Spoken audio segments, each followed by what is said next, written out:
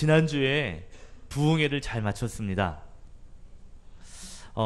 우리 교회가 생겨진 지 첫 부흥회다 보니까요. 제가 좀 긴장을 좀 했어요. 그런데 부흥회가 하루하루 진행되는 것을 보면서 너무 많이 웃고 또 너무 즐거워하고 은혜 받는 모습 보면서 제가 행복했습니다. 감사 목사님이 한 60년 전 얘기인가요? 한 그렇게 오래된 이야기들을 하는데 저희는 경험이 없으니까 그러겠구나 하고 웃었는데요. 어른들은 다 아시더라고요. 그러면서 옛날 추억을 다시 한번 기억했던 그런 시간이기도 합니다. 제가 목사인데 또 우리 권사님들이 또 우리 나이 드신 분들이 옛날을 추억하면서 은혜를 받는데 행복하더라고요. 제가 8년 전이었던 것 같아요. 개척하기 전에 이제 교회를 전에 있는 교회를 사임하고요. 그리고 이제 유학을 준비하는데 제 친구 목사님이 너 유학 가기 전에 한 달이라도 괜찮으니까 좀 도와줘라. 나 좀 도와줘. 우리 교회 좀 도와줘. 페이는 많이 못 주지만 도와줘. 그래서 그러면 도와줄게 하고 한 2달을 도와준 적이 있어요. 근데 그때 1박 2일로 그 부흥회 같은 것을 자체 부흥회를 했거든요. 그때 이제 제가 그런 것들을 프로그램을 짰어요. 찬양도 인도하고 프로그램을 짰고요. 그리고 이제 담임 되시는 친구 목사님은 말씀 전하고 기도하는 것에만 이제 전념하도록 하고, 저는 찬양 인도하고 프로그램을 짜고 뭐 동선을 만들고 움직이는 것 어디서 소그룹은 하고 또 기도회는 어떻게 하고 이런 것들을 제가 했었습니다. 근데 저희 사모가 배가 한 불러가지고 한 여기 교회 오기 바로 전이었으니까 한 8개월쯤 됐을 거예요. 배부른 몸으로 같이 도왔어요. 1박 2일에 그 부흥회가 끝나고 이제 뭐 소감문, 간증문을 이제 잠깐 써가지고 발표하는, 나와서 간증하는 그런 시간이 있었거든요. 근데 어떤 분이 나와서 간증을 하는 거예요. 젊은 집사가 나와서 막 울면서 은혜 받았다고 막 우는 거예요. 그때 제가 저 뒤에 앉으면서 어떤 마음을 가졌냐면, 내가 프로그램을 잘 짰구나, 흐뭇한 거 있죠. 왜냐면 은혜 받게 했으니까 제가 기분이 좋았어요. 내가 그래도 나름대로 잘 계획을 하고 잘 진행했구나, 흐뭇하더라고요. 그런데요, 그 간증하면서 막 우는데 그때 친구 담임 목사님은 그 밑에 앉아가지고 같이 우는 거예요. 그때 깨달았어요. 제가 이게 담임 목사와 부목사의 특히 다른 점이구나. 담임 목사는요, 성도가 은혜 받으면 같이 눈물 흘리고 우는 거 있죠. 그때 차를 타고 그때 밤늦게 사모랑 같이 돌아오면서 그때 그런 얘기 했어요. 내가 10년 넘게 부목사만 했는데 담임 목사랑 다른 게 이거구나. 나도 담임 목사 하고 싶다. 한 달 뒤에 사랑빛 교회에 왔습니다. 은혜도 없네요. 네. 이런 생각이 들더라고요. 여러분은 어떻게 부흥회를 보내셨는지 모르겠어요. 전 첫 부흥회라 너무 긴장이 되고 등에 담이 올 정도로 긴장하며 잤어요. 근데요, 끝나고 나니까 은혜 받고 막 옛날 이야기하고 말씀 이야기를 할 때 제 마음이 흐뭇해요. 좋은 식당에 가족들을 모시고 갔어요. 맛있는 식당으로. 그러면 가족들이 먹으면서 맛있다, 이렇게 맛있어? 막 먹어요. 그러면 데려간 사람 배가 불러요, 안 불러요? 배가 불러. 맛있게 먹으면 그렇게 좋은 거 있죠. 이번 부흥회가 그런 부흥회였던 것 같아요. 소목사님에게 전화를 드렸어요. 그 다음날, 목사님 너무 감사해요, 너무 좋았어요. 그랬더니 소목사님이 그래요. 오목사, 내가 은혜 받았어. 나는 거기 가서 휴가인 줄 알았네. 말씀은 전하는데 그렇게 편하고 성도들이 바라보는 그게 너무 편해서 내가 은혜 받았어. 또 불러줄 거야 그랬어. 모르겠다 그랬어요. 네. 제가 근데 한 가지 느낀 것이 있어요. 뭐냐면 은혜를 받고 그냥 은혜 받는 것으로 끝나면 안 되겠다는 거예요. 옛날 추억을 떠올리고 너무 좋았어요. 그죠? 그랬구나, 하나님 도와주셨구나, 앞으로 하실 거구나, 우리의 마음이 뜨거워졌는데 그것으로만 끝나면 안 되겠다는 거죠. 부흥회가 잠깐의 행사가 아니라 우리가 삶이 바뀌어지는 부흥회가 되어야 할 줄로 믿습니다. 그냥 좋았어 하는 것이 아니라 진정한 부흥이 뭐죠? 리바이벌, 다시 살아나는 거예요. 우리의 마음이 다시 살아나서 우리의 삶이 변화되는, 그래서 우리의 삶이 부흥회를 통해서 더욱 예수님을 닮아가는 그러한 부흥의 삶이 있기를 축복합니다. 여러분, 부흥회 이후에 우리의 마음이 어떻게 될까요? 우리 삶이 어떻게 바뀌어야 될까요? 저는요, 예수님을 더 따라가는 마음으로 바뀌어야 할 줄로 믿습니다. 그 전에 냉랭했던, 그 전에 움츠렸던 우리의 삶이 이제는 더욱 주님을 따르겠습니다 라는 열정적인 삶으로 바뀌어야, 그래야 그것이 진짜 부흥인 것이죠. 여러분, 부흥회 이후에 여러분의 삶이, 여러분의 심령이 더 부흥되기를 주님의 이름으로 축원합니다. 아멘. 자, 오늘 말씀에 보면요, 예수님의 제자 중에 한 서기관 출신의 제자가 이렇게 말합니다. 선생님, 어디로 가시든지 저는 선생님을 따르겠습니다. 오늘 말씀의 제목입니다. 어디로 가시든지 제가 따라갈게요 라고 고백하고 있습니다. 21절에 보면 제자 중에 또 한 사람이 라는 것을 보면 앞에 이 말을 했던 사람도 제자고 또 그 다음에 다른 말을 하는 사람도 제자다. 두 사람 모두가 다 예수님의 제자가 되었다는 것을 알 수가 있습니다. 앞에 서기관이라고 말한 그 사람은요, 출신이 서기관 출신이에요. 그러나 주님을 만나서 제자가 되었습니다. 또 다른 제자는요, 아버지 장사를 허락할 수 있게 해주십시오 라고 이야기를 하죠. 공통점이 뭐냐면 이 두 제자의 공통점은 예수님을 만나서 제자가 된 지 얼마 안 된 사람이라는 것이에요. 다시 말하면 은혜 받은 지 얼마 안 된 거예요. 우리처럼 부흥회를 통해서 또 말씀을 통해서 마음이 뜨끈뜨끈한 상태, 그 상태에 있는 사람, 그들이 내가 예수님을 따르겠습니다 라고 이야기하고 있는 것이죠. 그때 예수님께서는요, 그래, 나를 따르려면 이렇게 해야 돼. 나의 제자가 되고 나와 함께 하려면 이렇게 해야 돼. 여우와 새를 비유로 들면서 말씀하시는 거죠. 너희들이 나를 따른다고? 그래, 좋아. 그런데 나의 제자가 되는 삶은 이런 삶이란다. 괜찮겠어? 따라올 수 있겠니? 라고 오늘 말씀하시는 거예요. 여러분, 주님을 따르는 제자의 길 걸어가려면 우리가 어떻게 해야 할까? 오늘 예수님 말씀을 통해 두 가지를 교훈하기 원합니다. 첫 번째는 예수님을 따르려면 고난을 각오해야 한다는 것이죠.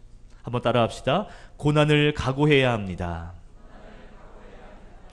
우리가 주님을 따르려면 이제는 고난도 각오할 수 있어야 합니다.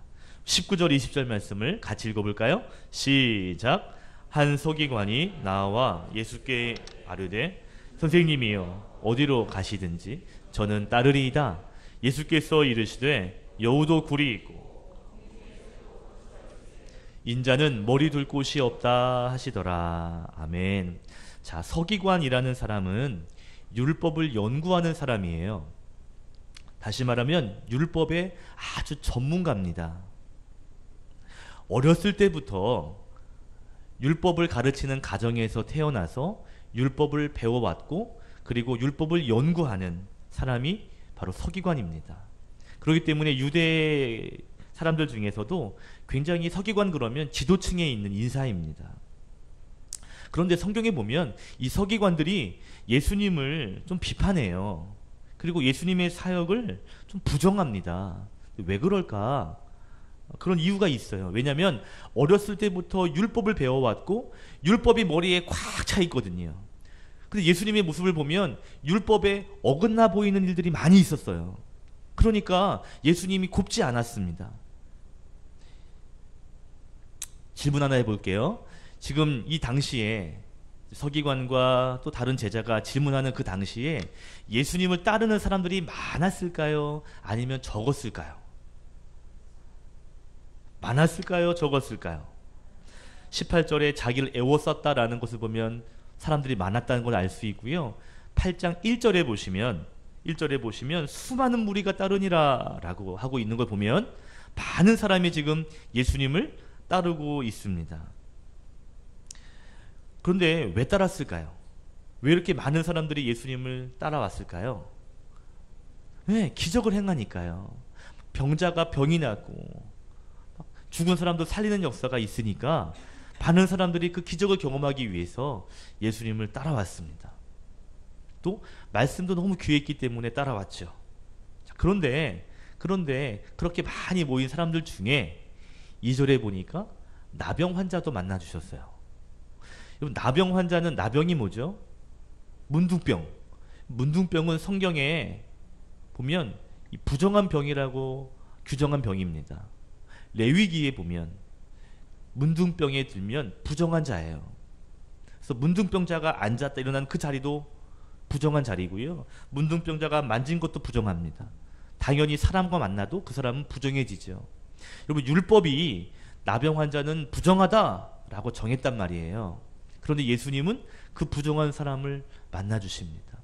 여러분, 이 부정한 사람이 길을 걸어갈 때 나 부정하다 부정하다 라고 외치며 걸어가야 해요. 왜냐하면 이 사람이 이 부정한 사람인데 이 말을 하지 않고 지나가다가 툭 우연히 만나게 돼서 부딪히면 어떻게 되죠? 그 사람도 부정해지거든요. 그러니까 부정하다 부정하다 이야기해야 오는 사람도 피해간단 말이죠. 근데 만약에 부정하다 부정하다 말하지 않고 부딪히거나 그러면 주변 사람들이 돌을 던져 죽여도 괜찮았습니다. 얼만큼 나병 환자가 부정한지 사람이 싫은지 아시겠죠? 그런데 예수님은 그를 만나서 만져주시고 고쳐주셔요. 율법으로 보면 이건 좋은 모습이 아닌 거죠. 그 다음에 5절 이하에 보시면 지난주에 보았던 로마 군인 백부장을 만납니다. 로마 사람 이방인입니다. 그들과 교제하고 만나는 것, 이것도 좋은 모습은 아니에요. 율법으로 볼 때. 자, 이렇게 뭔가 율법으로 볼 때 예수님의 모습은 뭔가 이렇게 좀 이상했단 말이죠. 그런데 그렇게 율법으로 자라온 서기관이 오늘 예수님을 따르겠습니다, 제자가 되고 어디를 가든지 따라가겠습니다 라고 결단했다는 것은, 이것은 굉장히 가상한 일입니다. 기특한 일이죠. 그 자체만으로도 보면 칭찬받을 만한 일입니다. 그런데 서기관이 내가 어디로 가든지 갈게요. 이건 대단한 각오거든요. 그런데 그런 서기관에게 예수님께서 하신 말씀이 뭐냐면, 여우도 굴이 있고 새도 거처할 곳이 있는데 나는 머리 둘 곳도 없다 라고 말씀하고 있습니다. 이게 뭐죠? 나를 따라오려면 좋은 일만 있는 것이 아니라 고난이 있다라는 것을 말해주고 있는 거예요. 서기관이 유대의 지도층이라 그랬죠. 어렸을 때부터 교육을 받았다 그랬잖아요. 그래서 서기관의 자녀가 또 서기관이 되는 거죠. 어떻게 보면 서기관 출신은 우리말로 말하면 오늘날의 금수저 같은 사람들입니다. 좋은 환경, 좋은 가문에서 태어나서 율법으로 공부되어진 사람이에요. 근데 이 사람이 보니까 예수님 주변에 많은 사람이 모이거든요. 그리고 막 기적이 일어나고 막 사람들 좋아하거든요. 예수님이 인기를 누리고 있거든요. 그러니까 예수님 어디를 가시든지 저도 갈게요 라고 말하고 있어요. 예수님의 좋은 사역을 보고 따르겠다는 것이죠. 그때 예수님께서 여우와 새를 들어 말씀하시는 겁니다. 여우도 새도 거처가 있지만 나는 그런 게 없네. 내가 가는 길이 좋은 일만 있는 것이 아니라 때로는 고된 일도 있고 어려운 일도 있고 또 눈물 흘려야 되는 일도 있다. 그래도 따라올 거야 라고 말씀하시는 거예요. 아마도 예수님께서 서기관의 과거와 환경을 조금 짐작하여 아셨던 것 같아요. 여러분, 주님을 따르는 길, 그 길에는 물론 기적도 있지만 그러나 고난도 있다는 것을 여러분 기억하셔야 합니다. 주님을 따르다 보면 여러분 가슴 아픈 일이 생기기도 해요. 억울한 일도 생길 수도 있습니다. 왜 이렇게 문제가 안 풀리는 거야? 답답한 일도 때로는 생기죠. 그런데 여러분, 왜 그러한 일들이 생기는지 아세요? 왜냐하면 예수님이 가신 길이 십자가의 길이기 때문에 당연히 우리가 그 길을, 그분을 따라간다면 우리의 길도 십자가의 길이기 때문에 그렇습니다.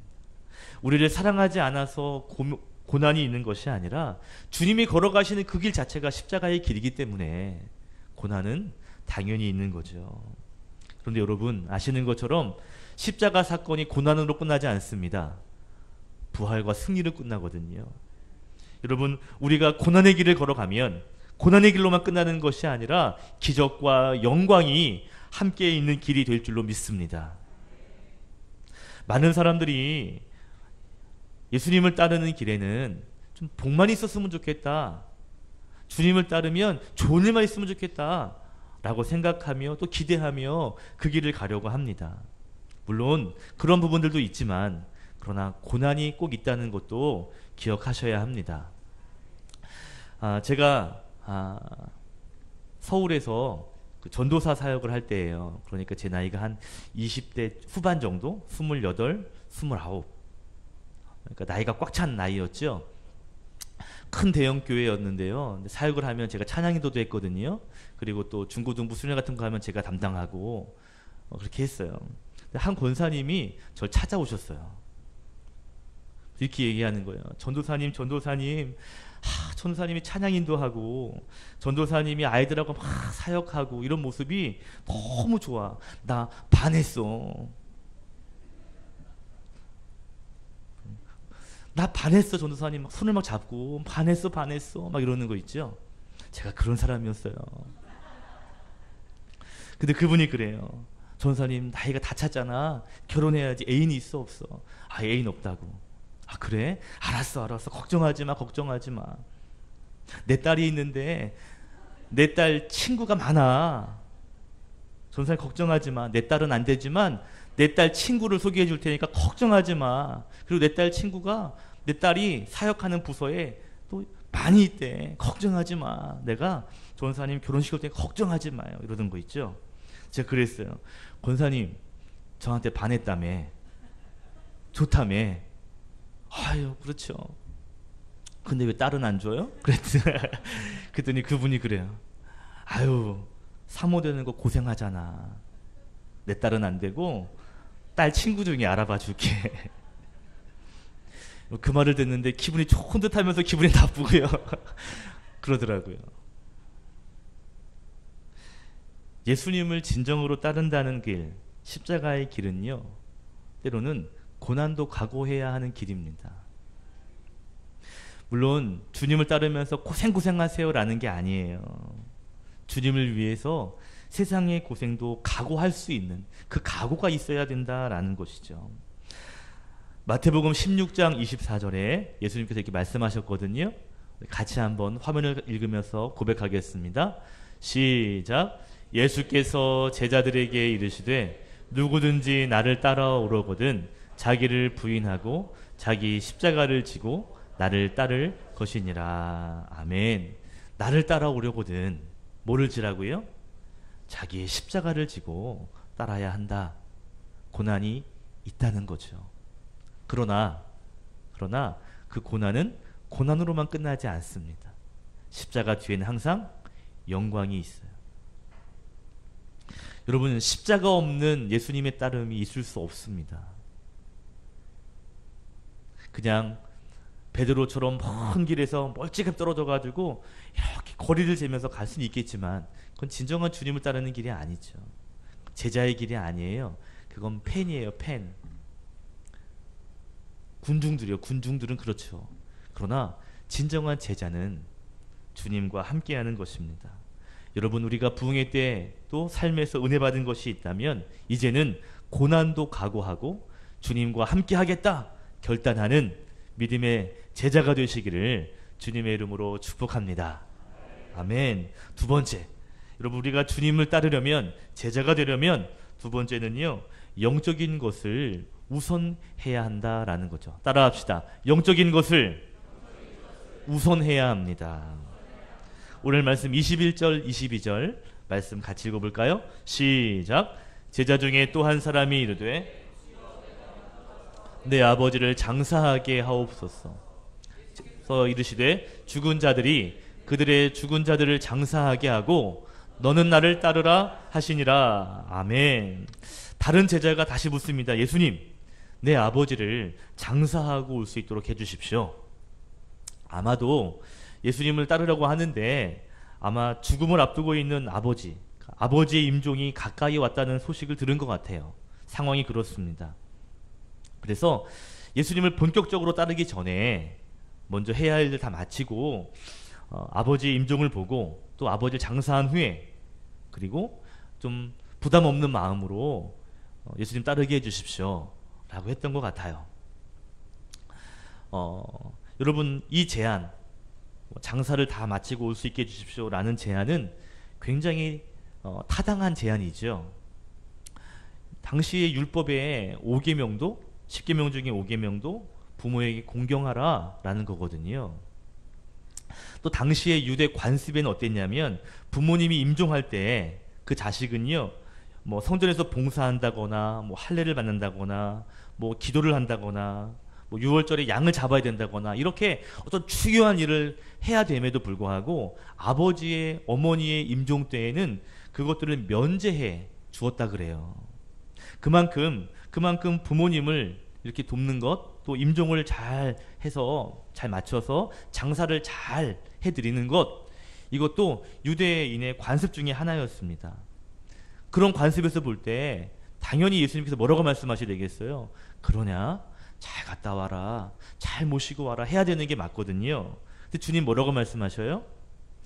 죽은 자들이 장사하게 하고 너는 나를 따르라 라고 하십니다. 여기서 죽은 자들은 시체를 말하는 것이 아니에요.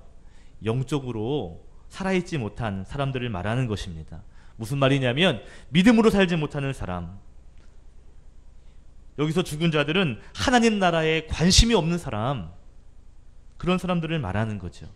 세상적인 관심, 세상적인 욕망을 따르는 사람, 그러한 사람들에게 맡기고 영적인 일에 우선을 가지고 넌 나를 따라와라 라고 말씀하시는 겁니다. 이 말이 아버지의 장사를 하지 마라 라는 말이 아니에요. 중요한 일이지만 그것보다 더 중요한 일을 생각할 수 있어야 된다 라는 것을 말씀하시는 겁니다. 그것이 뭐죠? 세상적인 어떤 중요한 일보다 영적으로 더 중요한 일들, 영적인 우선순위를 먼저 알고 결단해야 한다라는 것을 말하고 있는 것입니다. 우선순위를 정하라는 거죠. 그리고 그 우선순위는 영적인 것을 말하는 것입니다. 여러분, 우리가 예수님의 길을 걸어갈 때 세상의 일도 있고 영적인 일도 있어요. 다 중요한 일이에요. 그러나 때로는 영적인 일을 먼저 생각할 때가 있습니다. 모든 것을 주님께 맡기고 주님의 길을 걸어가야 할 때가 있다라는 것이죠. 그런데 많은 사람들은요, 영적인 우선순위를 두는 것이 아니라 급한 일을 쫓아갑니다.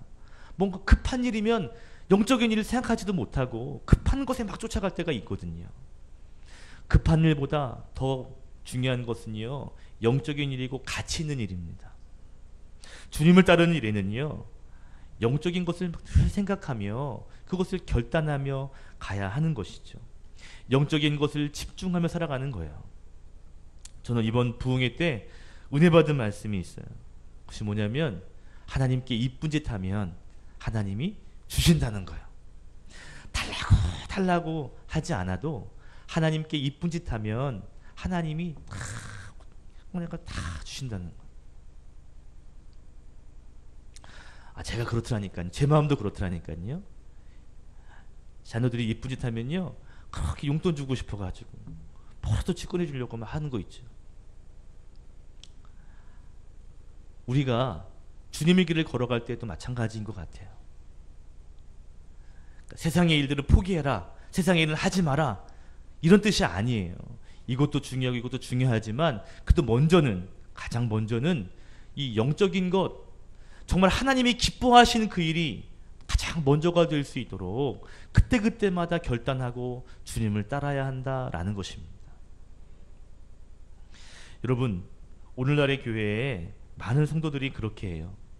영적인 것도 누리고 싶고 또 육적인 것도 누리고 싶어 합니다. 이 두 가지를 다 누리고 싶어 해요. 여러분, 이 두 가지를 다 누리고 싶은 것은 정상입니다. 나쁜 것 아닙니다. 그러나 이 두 가지가 늘 똑같은 것이 아니고요. 항상 먼저는 하나님을 위한, 하나님의 기쁨을 위한 것을 먼저 선택할 때 나머지는 하나님이 주시는 거죠.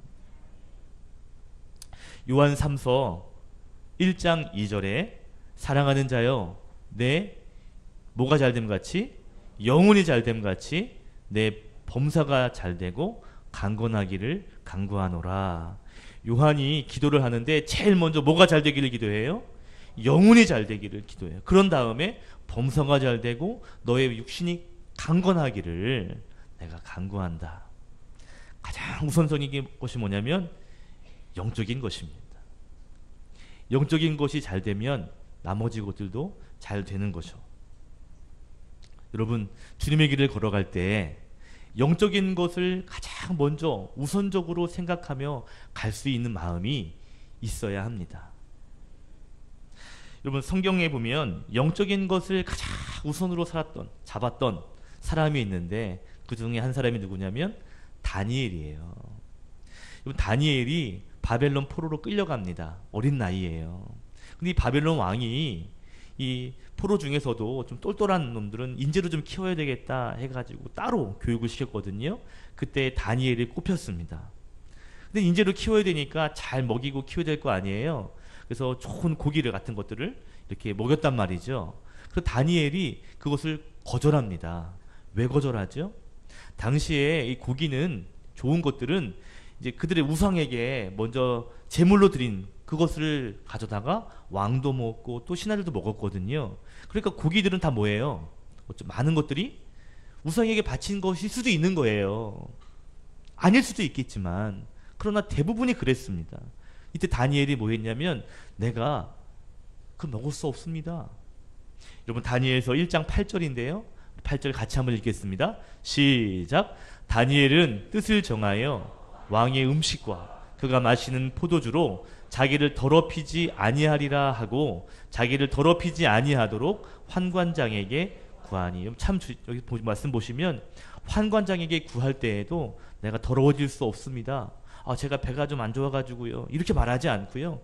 제가 하나님의 사람으로 이렇게 할 수 없습니다. 라고 구했다는 거죠. 그러면 고기를 먹은 아이와 채식만 먹은 아이 둘이 있다면 고기를 먹은 아이들이 훨씬 더 좋아야 되지 않겠어요? 옛날에 우리 어른들은 고기 같은 거 못 먹어가지고 버줌도 피고 그랬다면서요. 여기 하얀 것도 나고 하면 코도 하면 막 여기 막 은어처럼 뭐라 그래? 갈치처럼 벤질벤질해지고 코도 많이 나고 면역력이 없으니까요.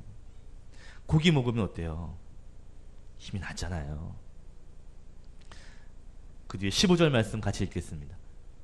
다니엘서 1장 15절 시작. 열흘 후에 그들의 얼굴이 더욱 아름답고 살이 더욱 윤택하여 왕의 음식을 먹는 다른 소년들보다 더 좋아 보인지라. 아멘. 말이 안 되죠. 고기 먹고 한 소년들보다 야채만 먹은 사람들이 더 윤택해졌다. 더 아름다워졌다. 여러분, 우리가 영적인 것을 먼저 우선으로 여기고 나가면 그 뒤에 하나님이 채우시고 갚으시고 해결하십니다. 아멘. 아멘. 우리가 주님의 제자의 길을 걸어갈 때 이제는 먼저 영적인 것을 먼저 생각할 수 있어야 합니다. 하나님 이렇게 하면 기뻐하실까? 내가 이렇게 하면 잘 될까? 라기보다도 이렇게 하면 하나님 기뻐하실까? 이 두 가지 일 중에 하나님 일을 하시면 얼마나 기뻐하실까? 얼마나 얼굴에 미소가 활짝 지어지실까? 그것을 생각하며 우선순위를 여기고 그것을 결단할 수 있는 성도, 여러분 수시로 결단해야 합니다. 말씀을 정리할게요. 오늘 예수님께서 나를 따라오려면 이렇게 해라 하시면서 고난도 각오해야 된다.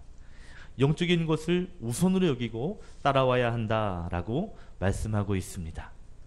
저와 여러분이 예수님을 더욱 따르는 우리 교회가 주님을 기쁘시게 하는 제자된 교회, 제자된 삶을 살 수 있기를 주님의 이름으로 축원합니다. 아멘. 기도하겠습니다.